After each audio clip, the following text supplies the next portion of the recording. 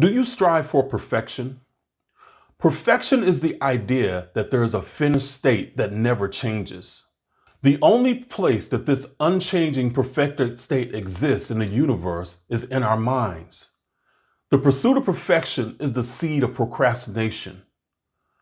What do you fear starting because you imagine it as perfect, but don't believe you can create that perfect thing?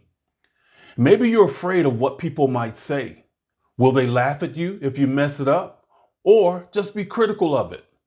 A god or goddess simply creates from who they're being because it brings them joy. Don't chase perfection. Be joyful. Be the best you every day. You're powerful beyond belief.